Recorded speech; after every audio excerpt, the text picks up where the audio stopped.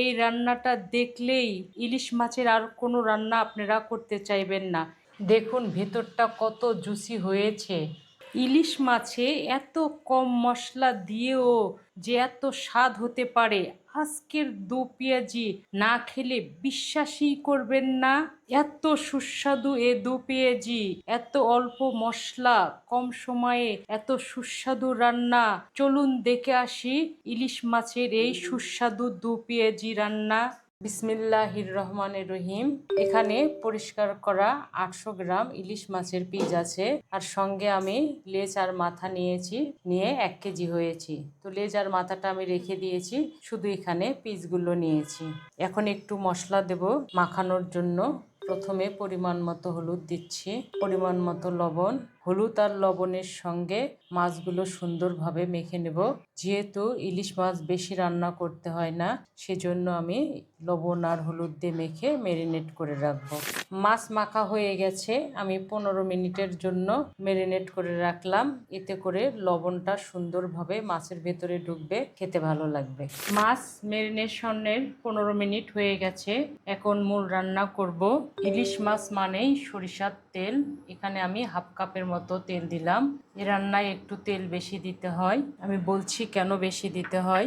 দু পেঁয়াজি ইলিশ রান্নায় পেঁয়াজ 2 বার ব্যবহার করতে হয়। তো প্রথমে এখানে আমি 1 কাপ পেঁয়াজ নিয়েছি, একটু কিউব টাইপের করে কেটে নিয়েছি। আপনারা চাইলে ঝিরিঝিরি করেও কেটে নিতে পারেন।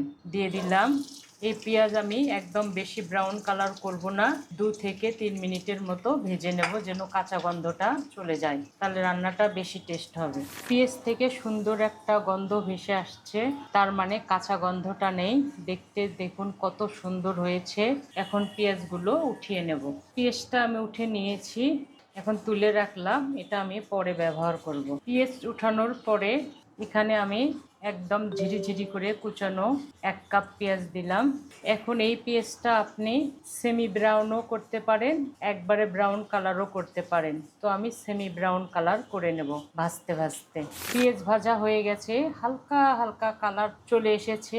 জালটা কমিয়ে দিয়ে সামান্য একটু মশলা যোগ করব। স্বাদ অনুযায়ী লবণ, যেহেতু আগে দিয়েছি।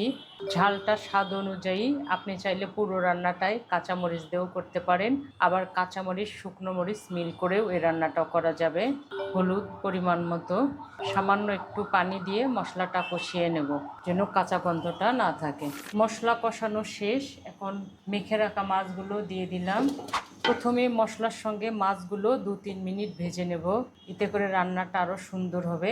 তবে আস্তে আস্তে নাড়াচাড়া করতে হবে, যেন মাছগুলো ভেঙে না যায়। তেলের ভেতরে সুন্দরভাবে মাছগুলো উল্টিয়ে পাল্টিয়ে কষে নিয়েছি। দেখতে পাচ্ছেন কালারটা কত সুন্দর হয়েছে। এখন উষ্ণ উষ্ণ গরম পানি দিলাম 1.5 কাপের মতো। ইলিশ মাছে কিন্তু বেশি পানি দিতে নেই, বেশি সময় ধরে রান্না করতেও নেই। এখন মাছগুলো ঝোলের সঙ্গে ভালোভাবে মিশিয়ে দেব, যেন সব জায়গায় মশলাটা সুন্দরভাবে লেগে থাকে, তাহলে খেতে ভালো লাগবে। মাছগুলো আমি আরেকবার উল্টিয়ে দেব। এখন আমি ঘড়ি ধরে 8 থেকে 10 মিনিট রান্না করে নেব।